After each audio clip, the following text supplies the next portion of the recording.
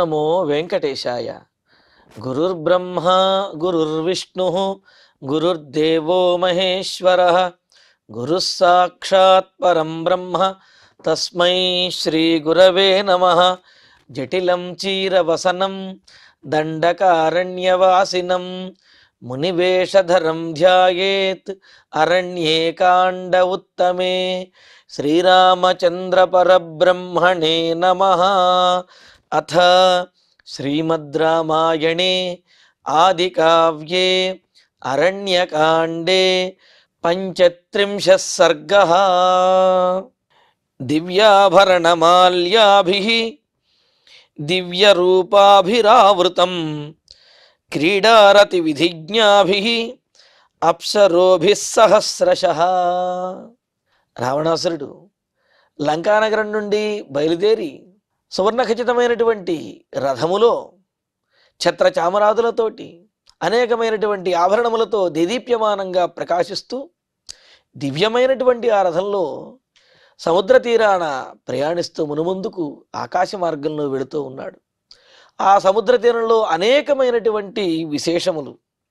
మరి అక్కడే అనేక మంది మహర్షులు, గరుడులు, గంధర్వులు, కిన్నెరులు, అదేవిధంగా వైఖానస మహర్షులు, మాషగోత్రులు, ఆహార నియమములను పాటించేటటువంటి అనేక మంది ఋషిపంగవులు, సిద్ధులు, చారణులు వేల కొలది ఆ సముద్ర తీరంలో ఉన్నారు అని చెబుతున్నారు. ఇలాగా ఋషిగణములతో పాటుగా ఆ సముద్ర తీరంలో ఉన్నటువంటి ఆహ్లాదానికి దేవగణములు కూడా ఎంతోమంది అక్కడ విహరిస్తూ ఉన్నారు. అంతేకాదు ఆ సముద్ర తీరంలో ఎంతోమంది మహర్షులు వారు తపస్సులు చేస్తూ ఆ తపస్సుల ద్వారా వారు ఉత్తమ లోకాలను పొంది అక్కడి నుంచే కొంతమంది అలా ఉత్తమ లోకాలకు ఆకాశ మార్గంలో వెళ్ళేటటువంటి వారు కూడా అక్కడ తారసపడుతూ ఉన్నారు. ఇలాగా ఆ సముద్ర తీరంలో వెళుతూ ఉన్నటువంటి రావణాసురుడికి అనేక మంది ఇటువంటి వారందరూ కూడా కనిపిస్తూ ఉన్నారు. ఆ సముద్ర తీరం అంత గొప్పగా శోభిల్లుతూ ఉన్నదన్నమాట. దివ్యాభరణ మాల్యాభిః దివ్య రూపాభిః అని చెప్పి అంటూ దివ్యమైనటువంటి ఆభరణములు, దివ్యమైనటువంటి మాలలను కూడా ధరించి సహస్రశః అప్సరోభిః ఆవృతం క్రీడారతి విధిజ్ఞాభిః అంటే క్రీడలను ఆడడంలో ఎంతో గొప్పవాళ్ళైనటువంటి వారు. అసలు విహరించడం అంటే ఇది, ఆనందంగా ఉండటం అంటే ఇది, ఆనందించడంలో ఇన్ని రకాలైన విశేషములు ఉంటాయా అన్నట్లుగా అన్ని రకాలైనటువంటి ఆటలతోటి ఆ సముద్ర తీరంలో జంటలుగా విహరిస్తున్నటువంటి వారు. అలాగే అప్సరసులు వీళ్ళు గానములను, నృత్యములను చేస్తూ ఆ సముద్ర తీరంలో విహరించేటటువంటి వారు. వాళ్ళందరూ కూడా అప్సరోభిః ఆవృతం వేల కొలది అప్సరసల చేత ఆవరించబడి ఉన్నది ఆ సముద్ర తీరం. మరి ఆ సముద్ర తీరాన్ని చూస్తూ రావణాసురుడు ఇంకా ముందుకు వెళుతూ ఉన్నాడు. సేవితం దేవపత్నీభిః శ్రీమతీభిః శ్రియావృతం దేవదానవ సంఘైశ్చ చరితం త్వమృతాశిభిః.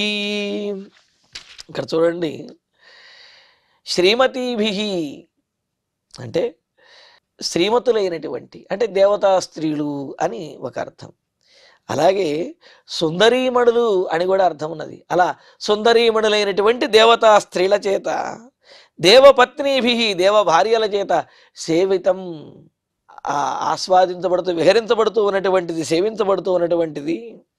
అంతేకాదు శ్రియావృతం మరి ఇంతమంది తపస్సంపన్నులు, అదేవిధంగా జితేంద్రియులు, అలాగే ఎంతో గొప్పవారైనటువంటి వారు మహర్షులు, వీళ్ళందరూ నియమనిష్టలు పాటించేటటువంటి వారు, అప్సరోగణములు, గంధర్వులు వీరందరితో కూడి ఉండడంతో ఆ సముద్ర తీర ప్రాంతమంతా కూడా శ్రియ సంపదతోటి, తేజస్సుతోటి, ఇక్కడ శ్రియ అంటే తేజస్సుతో, శోభతోటి వెలుగొందుతూ ఉన్నదిట. అటువంటి సముద్ర తీరంలో ఇంకా అమృతాశిభిః దేవదానవ సంఘైశ్చ అమృతమును భుజించేటటువంటి, అమృతాన్ని ఆహారంగా కలిగినటువంటి దేవదానవ సమూహముల చేత ఆవరించబడి ఉన్నది అని అన్నారు. దేవతలు అమృతమును భుజిస్తారు, ఆస్వాదిస్తారు అని చెప్పడంలో ఔచిత్యం ఉన్నది. మరి దానవులు కూడా అమృతమును ఆస్వాదిస్తారు అని ఎలా చెబుతారు? ఇక్కడ అమృతాశిభి దేవదానవ సంఘయిశ్చ అని చెప్పి ఎలా అంటారు అంటే, ఇక్కడ అమృత శబ్దానికి మనకు నిఘంటువులు అర్థం చెబుతున్నాయి. ఏమంటే అమృతాశిభి దేవదానవ సంఘయిశ్చ చరితం, అలా అమృతాన్ని భుజించేటటువంటి దేవదానవుల చేత సంచరించబడేటటువంటి ఆ సముద్ర తీరాన్ని చూశాడు అని చెప్పి ఇక్కడ మనుస్మృతిలో మనకు తెలియజేస్తారు. ఎలా జీవించాలి అనే దానికి చెబుతూ ఋతామృతాభ్యాం జీవేత, ఋతముతోటి అమృతముతోటి జీవించాలి అని అన్నారు. అంటే మనం జీవించడానికి ఆహారాన్ని స్వీకరించేటటువంటి పద్ధతులు రెండు రకాలుగా ఇక్కడ చెప్పారు. ఒకటి ఋతమును స్వీకరించి, రెండవది అమృతమును స్వీకరించి జీవించాలి అని చెప్పి అన్నారు. మరి ఋతము అంటే ఏమిటి అంటే, ఋతం అనేది రెండు రకాలుగా మరలా చెప్పబడింది.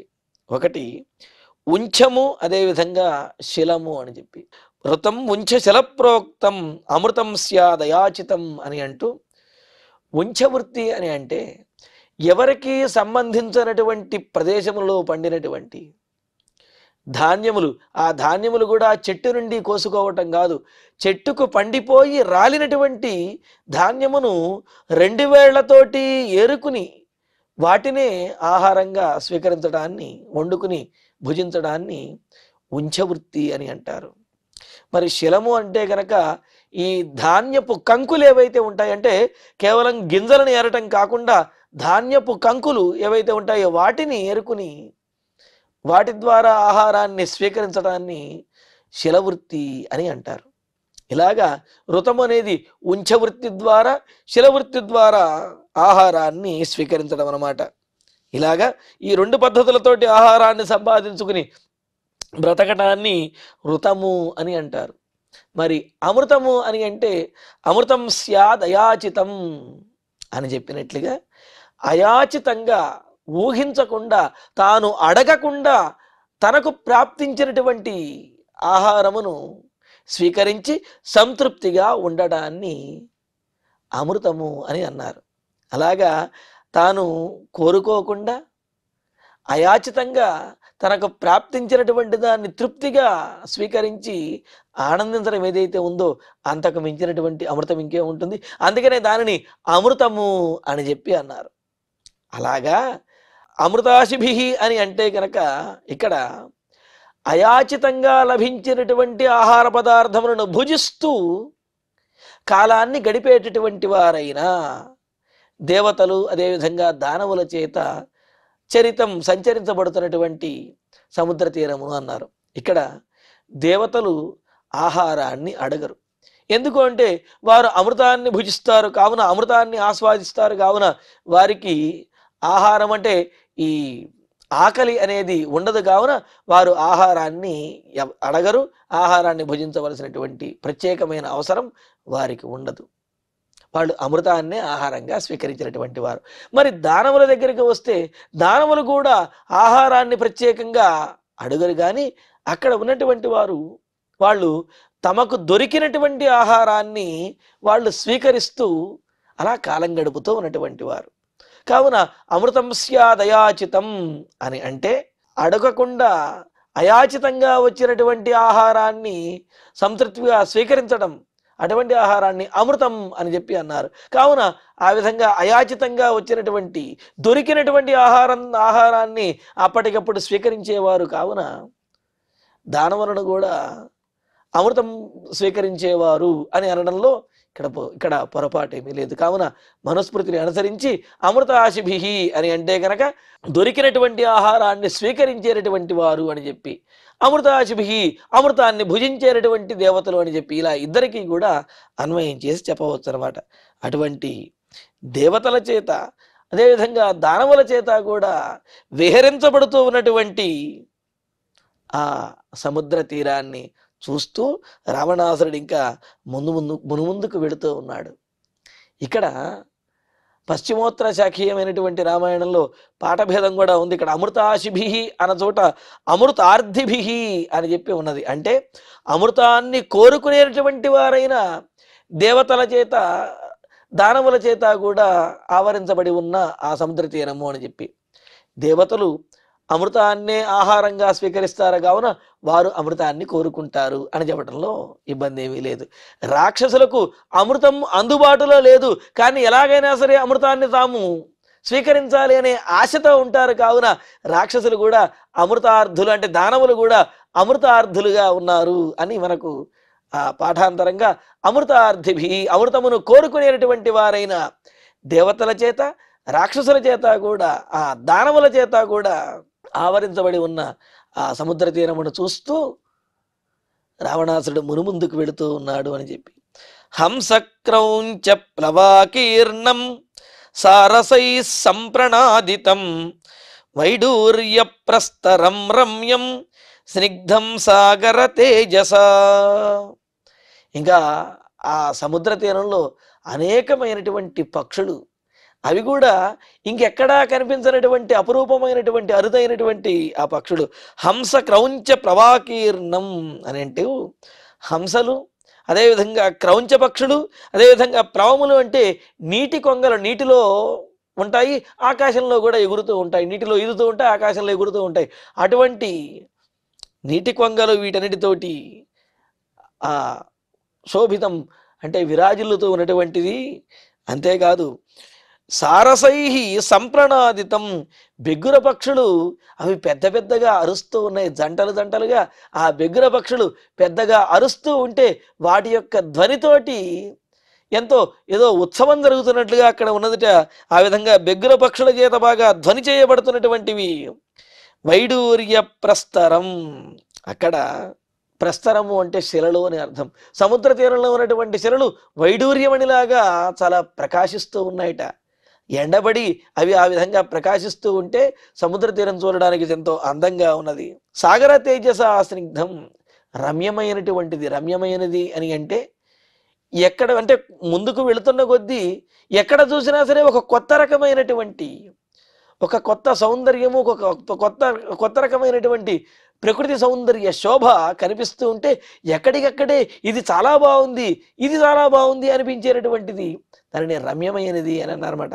అటువంటి అందమైనటువంటి సుందరమైనటువంటి సముద్రము యొక్క కాంతి చేత ఉజ్వలంగా ప్రకాశిస్తూ ఉన్నటువంటి ఆ సముద్ర తీరాన్ని చూస్తూ రావణాసురుడు ఆకాశ మార్గంలో మునుముందుకు వెళుతూ ఉన్నాడు. పాండురాణి విశాలాని దివ్యమాల్యయుతాని చ తూర్యగీతాభిజుష్టాని విమానాని సమంతతః.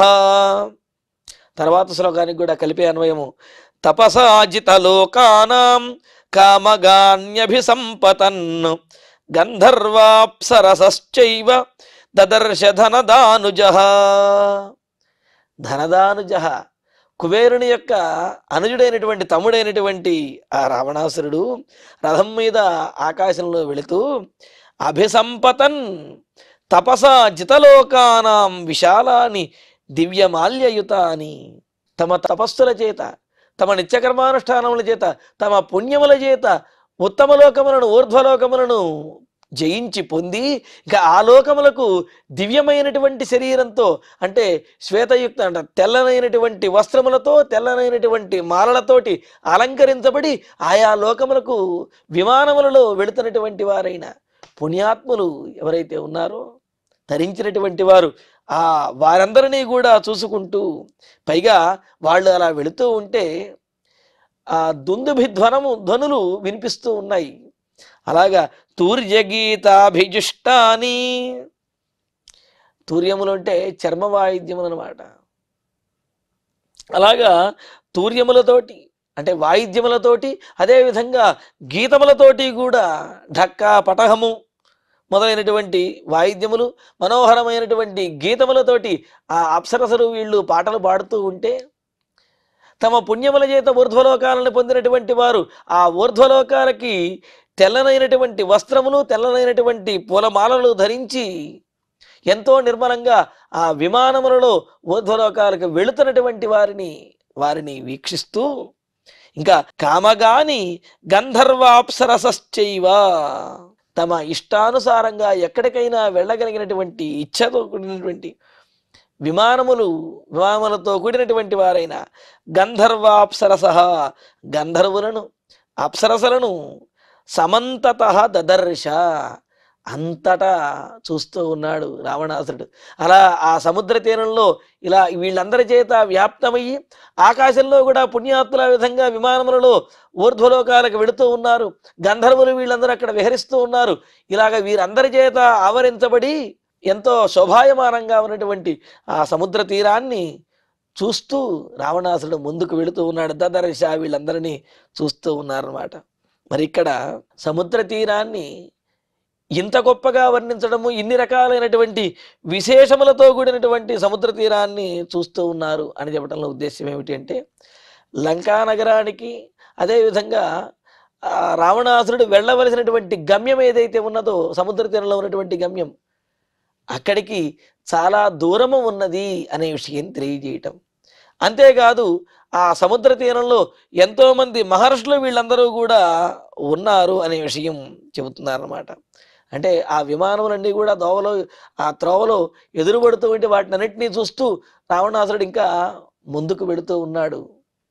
వెళుతూ ఉంటే ఇక్కడ నిర్యాసర సమూలానాం చందనానాం సహస్రశః వనాని పశ్యన్ సౌమ్యాని ఘ్రాణ తృప్తికరాణి చ. ఇంకా చెబుతున్నాడు, అక్కడ సముద్ర తీరంలో కొన్ని వృక్షములకి వేళ్ళు బయటకు కనిపిస్తూ ఉన్నాయట. అవి విశేషమైనటువంటి మూలికలు అన్నమాట. అక్కడ నుంచి ఒక మంచి సుగంధం అనేది వెదజల్లుతూ ఉన్నది. అలాగా ఘ్రాణతృప్తికరాని, పీల్చడానికి ఆస్వాదించడానికి ఎంతో యోగ్యమైనటువంటి ఆనందకరమైనటువంటి వేర్లు కలిగినటువంటి ఆ వృక్షముల నుండి వచ్చేటటువంటి సువాసనను ఆస్వాదిస్తూ అటువంటి వృక్షములతో కూడిన వేల కొలది వనములను చూసుకుంటూ రావణాసురుడు ముందుకు వెళుతూ ఉన్నాడు. ఇక్కడ వృక్షములలో ఆమూలాగ్రము కూడా, ఆమూలాగ్రము అంటే వేర్ల దగ్గర నుంచి చిగురుటాకు వరకు ఆ ఫలములు వరకు అంతా కూడా ప్రకృతికి ఉపయోగపడేదే, ఔషధ గుణములు కలిగినటువంటిదే. ప్రతి వృక్షములోనూ ఏదో ఒక విశేషం అనేది ఉంటుంది. మరి అటువంటి విశేషమైనటువంటి గంధములను వెదజల్లే మూలములు వాటి పేర్లు కూడా మూలములు అనే పేర్లతో ఉన్నాయి ఈ వృక్షములు. అటువంటి విశేషమైన మూలములు కలిగినటువంటి ఆ వృక్ష జాతిని, వనములను చూస్తూ ముందుకు వెళుతున్నాడు. అగరుణాంచ ముఖ్యానాం వనాన్యుపవనాని చ తక్కోలానాంచ జాత్యానాం ఫలానాంచ సుగంధినాం. ఇంకా మనకు సుగంధ ద్రవ్యాల్లో చెబుతారు, ఏలా లవంగ తక్కోల జాజి అని చెప్పి అంటూ ఆ సుగంధ ద్రవ్యాలు అనేకమైనటువంటివి చెప్పారు. వాటిలో అటువంటివైనటువంటి ముఖ్యానాం అగరూణాం, ముఖ్యమైనటువంటి శ్రేష్టమైనటువంటి అగరు వృక్షములు, అవి ఎంతో చక్కనైనటువంటి గంధమును ఇస్తూ ఉంటాయి. వనాని, అటువంటి అగరు వనములను, ఉపవన తక్కోలానాం జాత్యానాం ఉపవనాని చ. తక్కోలము అని అంటే గనక సుగంధ ద్రవ్యము, ఆ సుగంధ ద్రవ్యములతో కూడినటువంటి, ఇంకా జాజ్యానం జాజి వృక్షములు, ఈ జాజి వృక్షములతో కూడినటువంటి ఉపవనములను అని అన్నారు. వనములు అంటే స్వతసిద్ధంగా ప్రకృతి సిద్ధంగా పెరిగేటటువంటి వాటిని వనములు అని, ఉపవనములు అంటే మనుషుల చేత పోషింపబడుతూ పెరిగేటటువంటి వాటిని ఉపవనము అని అంటారు. ఆరామస్యాదుపవనం కృత్రిమం వనమే వతతు అని చెప్పినట్లుగా ఆరామము, ఉపవనము అంటే గనక మనుషుల చేత, ఎవరో ఒకరి చేత పోషించబడుతూ పెరిగేటటువంటివి వాటిని ఉపవనములు అని అంటారు. మరి అగరు వృక్షములతో కూడినటువంటి సహజ సిద్ధమైనటువంటి వనములను, తక్కోలము జాజి మొదలైన వృక్షములతో కూడిన కృత్రిమమైనటువంటి ఉపవనములను, వీటిని కూడా చూస్తూ ముందుకు సాగుతూ ఉన్నాడు రావణాసురుడు. పుష్పాణి చ తమాలస్య గుల్మాని మరిచస్య చ ముక్తానాం చ సమూహాని సుష్యమాణాని తీరతః. ఇంకా ఆ తీరంలో సముద్రము నుండి కొట్టుకు వచ్చినటువంటి అనేకమైనటువంటి ముత్యములు, వీటితో పాటుగా ఆ సముద్ర తీరంలో ఉన్నటువంటి వృక్షముల గురించి కూడా ఇంకా చెబుతూ తమాలస్య పుష్పాణి, తమాల వృక్షము యొక్క అనేకమైనటువంటి పుష్పములు, మరీచస్య గుల్మాని, మరీచి అని అంటే కనుక మిరియపు పొదలన్నమాట.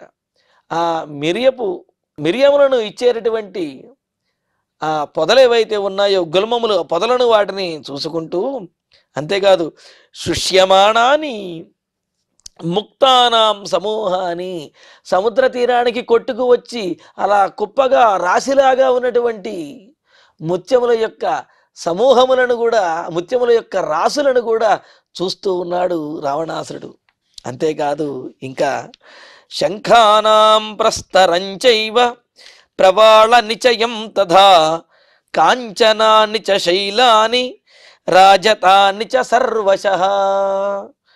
ఇక ప్రవాళములు, శంఖములు అని చెప్పి అంటూ సముద్రము నుండి కొట్టుకు వచ్చినటువంటి శంఖములన్నీ కూడా ఒకచోట రాశిగా ఒకటగా ఉన్నాయట. అలాగే ఆ సముద్రంలో వచ్చినటువంటి పగడములు, ఎర్రనైనటువంటి పగడములు మరి ఒక చోట రాశిగా ఉన్నాయి. కాంచనానిచ శైలాని, అలాగే రాళ్ళు కూడా బంగారు వర్ణంతో ఉన్నటువంటి రాళ్ళు అన్నమాట. అంటే సముద్రంలో కొట్టుకొచ్చేటటువంటి రాళ్ళు బంగారు వర్ణంతో ఉన్నవి కొన్ని అయితే, సముద్ర తీరాన ఉన్నటువంటి ఆ పర్వతములు బంగారు వర్ణంతో, వెండి వర్ణంతో, అంటే బంగారు వర్ణంతో అదేవిధంగా వెండి వర్ణంతో కూడా ప్రకాశిస్తూ, సూర్యకాంతికి ప్రకాశిస్తూ ఇది బంగారు కొండ, ఇది వెండి కొండ అన్నట్లుగా గోచరిస్తూ ఉన్నటువంటి ఆ పర్వతాలను కూడా చూస్తూ ముందుకు వెళుతూ, ప్రస్రవాణి మనోజ్ఞాని ప్రసన్నాని హృదాని చ ధనధాన్యోపపన్నాని స్త్రీరత్నై శోభితాని చ హస్త్యశ్వరథగాఢాని నగరాణ్యవలోకయన్.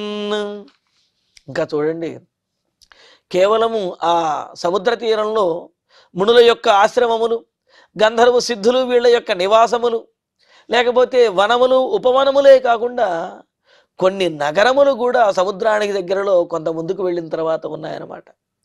ఆ నగరములు కూడా చాలా గొప్పగా ఉన్నటువంటివి. అటువంటి నగరములను కూడా చూస్తూ ఇంకా చెబుతున్నారు, మనోజ్ఞాని ప్రశ్రవాణి ప్రసన్నాని హృదాని చ, హృదయానికి ఎంతో ఆహ్లాదాన్ని కలిగజేసినటువంటి మనోహరములైనటువంటివి, అంటే పద్మములు మొదలైనటువంటి పుష్పములతో ఉండడంతో ఎంతో మనోహరంగా ఉండేటటువంటివి అయిన హ్రదాని, మడుగులు, లోతైనటువంటి మడుగులు. అంతేకాదు ప్రశ్రవాణి అంటే ఆ పర్వతముల మీద నుండి వచ్చేటటువంటి శలయేళ్లు ప్రవహిస్తూ జలపాతములలాగా పడేటటువంటి ఆ శలయేళ్లు, ప్రసన్నాని లోతైనటువంటి నీటితోటి కదలకుండా గంభీరంగా ఉండేటటువంటి నీటి మడుగులు.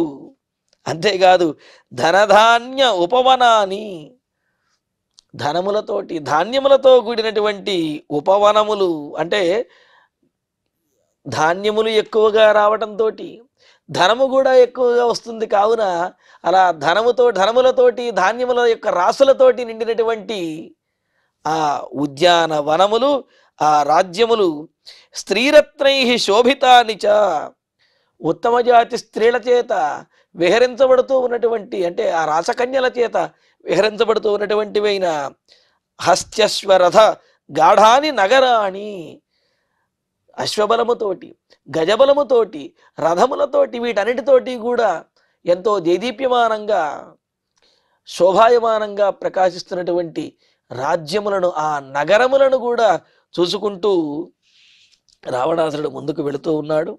ఇంకా తం సమం సర్వత స్నిగ్ధం మృదు సంస్పర్శమారుతం అనూపం సింధురాజస్య దదర్శ త్రిదివోపమం. ఇంకా చెబుతున్నాడు, ఆ సముద్ర తీర ప్రాంతము ఎంత మైదానములాగా, అంటే ఎత్తుపల్లములు లేకుండా విహరించడానికి, క్రీడించడానికి, ఆడుకోవడానికి కూడా ఎంతో ఆనందకరంగాను యోగ్యంగా ఉన్నదిట. అందుకనే అంటే తం సమం సర్వత స్నిగ్ధం, సమం అంటే ఎత్తు పల్లవులవి కూడా లేకుండా, సర్వత అన్ని వైపులా కూడా స్నిగ్ధం సమానంగాను సుందరంగా ఉన్నటువంటిది అయిన త్రిదివోపమం, స్వర్గంతో సమానంగా ఉన్నది అని చెప్పి అంటున్నాడు. అంటే భూలోకంలో ఉన్నటువంటిది సముద్ర తీరం ప్రాంతం ఏదైతే ఉన్నదో అది స్వర్గంతో సమానమైనటువంటి శోభాయమానంగా ఆనందకరంగా సుఖవంతంగా చాలా గొప్పగా ఉన్నది అని చెప్పి అంటూ త్రిదివోపమం అనూపం దదర్శ. ఆ సాగరం యొక్క తీరాన్ని రావణాసురుడు చూస్తూ మునుముందుకు వెళుతూ ఉన్నాడు అని చెప్పి ఇక్కడ రెండు విషయములు తెలియజేస్తున్నారు మనకు. ఇలాగ సముద్ర తీరాన్ని వర్ణించడం ద్వారా సముద్ర తీరంలో అనేకమైనటువంటి దేవగణములు, అదే విధంగా అనేక మంది మహర్షులు, సిద్ధులు, అలాగే అనేకమైనటువంటి రాజ్యములు, వనములు, ఉపవనములు, నగరములు ఇవన్నీ కూడా ఉన్నాయి అని తెలియజేయటం ఒకటి. రెండవది రావణాసురుడు యొక్క లంకా నగరమునకు, అదేవిధంగా రావణాసురుడు వెళ్ళదలిచినటువంటి మారీచి ఆశ్రమానికి చాలా దూరం ఉన్నది అని చెప్పటం మరొక విషయము. ఇంకొకటి ఏమిటంటే ఒకానొక కార్యాన్ని సఫలం చేసుకోవడానికి బయలుదేరి వెళుతున్నటువంటి రావణాసురుడికి ఎంతో ఉత్కంఠ అనేది ఉంటుంది, ఎంత త్వరగా వెళ్ళాలి, ఎంత త్వరగా వెళ్ళాలి అని చెప్పి. అయితే ఇలా ఈ సాగర తీరంలో ఉన్నటువంటి ఈ అందమైనటువంటి శోభాయమానమైన విషయములు చూస్తూ ఉంటే రావణాసురుడికి కనీసం ఆ మార్గాయాసము కానీ ఆలస్యము కానీ ఏమీ తెలియకుండా ఎంతో రమ్యంగా ఉన్నది అని చెప్పటం మరొక విశేషం అన్నమాట. అంతేకాదు ఈ మార్గాయాసమేది లేకుండా ప్రసన్నమైనటువంటి చిత్తంతో నిశ్చయమైనటువంటి బుద్ధితో వెళ్ళడం ద్వారా తాను అనుకున్నది మాత్రమే చేయాలి అనేది, ఇంకెవరు ఏది చెప్పినప్పటికీ కూడా దాన్ని విననటువంటి ఆ స్థితిలో రావణాసురుడు వెళుతున్నాడు. అంతేగాని ఇంకో వేరే ఆలోచన కానీ వేరే వారి మాట వినాలి అనే ఉద్దేశ్యం కానీ రావణాసురుడికి లేదు అనేది కూడా దీని ద్వారా తెలుస్తున్నది. మరి రావణాసురుడు ఏ విధంగా ఆ మారీచుడి యొక్క ఆశ్రమానికి చేరుకున్నాడు, మధ్యలో మరి గరుత్మంతుడు వీరు కనిపిస్తారు. ఆ విశేషములను కూడా మనం తరువాతి ప్రవచనంలో తెలుసుకుందాము. ఇక ఇప్పుడు శ్లోకాలను పారాయణ చేసుకుందాము. దివ్యాభరణమాల్యాభిః దివ్యరూపాభిరావృతం క్రీడారతి విధిజ్ఞాభిః అప్సరోభిः సహస్రశః సేవితం దేవపత్నీభిః శ్రీమతీభిः శ్రియావృతం దేవదానవసంఘైశ్చ చరితం త్వమృతాశిభిః హంసక్రౌంచ ప్లవాకీర్ణం సారసైః సంప్రణాదితం వైడూర్యప్రస్తరం రమ్యం స్నిగ్ధం సాగరతేజసా పాండురాణి విశాలాని దివ్యమాల్యయుతాని చ తూర్యగీతాభిజుష్టాని విమానాని సమంతతః తపసాజితలోకానాం కామగాన్యభిసంపతన్ గంధర్వాప్సరసశ్చైవ దదర్శ ధనదానుజః నిర్యాసరసమూలానాం చందనానాం సహస్రశః వనాని పశ్యన్ సౌమ్యాని ఘ్రాణతృప్తికరాణి చ అగరూణాంచ ముఖ్యానాం వనాన్యుపవనాని చ తక్కోలానాంచ జాత్యానాం ఫలానాంచ సుగంధినాం పుష్పాణి చ తమాలస్య గుల్మాని మరిచస్య చ ముక్తానాంచ సమూహాని శుష్యమాణాని తీరతః శంఖానాం ప్రస్తరంచైవ ప్రవాళనిచయం తథా కాంచనాని చ శైలాని రాజతాని చ సర్వశః ప్రశ్రవాణి మనోజ్ఞాని ప్రసన్నాని హ్రదాని చ ధనధాన్యోపపన్నాని స్త్రీరత్నైః శోభితాని చ హస్త్యశ్వరధగాఢాని నగరాణ్యవలోకయన్ తం సమం సర్వతః స్నిగ్ధం మృదు సంస్పర్శమారుతం అనూపం సింధురాజస్య దదర్శ త్రిదివోపమం. ఇత్యార్షే శ్రీమద్ రామాయణే ఆదికావ్యే అరణ్యకాండే పంచత్రింశే సర్గే ఏకాదశ శ్లోకాః. ఇక ఇప్పుడు క్షమాప్రార్థన మంగళాంతంగా ఈనాటి ప్రవచన పారాయణ కార్యక్రమాన్ని పరిపూర్ణం చేసుకుందాం. యదక్షరపదభ్రష్టం మాత్రాహీనంతు యద్భవేత్ తత్సర్వం క్షమ్యతాం దేవ నారాయణ నమోస్తుతే. కాయేన వాచా మనసేంద్రియైర్వా బుద్ధ్యాత్మనా వా ప్రకృతే స్వభావాత్ కరోమి యద్యత్ సకలం పరస్మై నారాయణాయేతి సమర్పయామి. శ్రియః కాంతాయ కళ్యాణ నిధయే నిధయేర్ధినాం శ్రీవేంకట నివాసాయ శ్రీనివాసాయ మంగళం.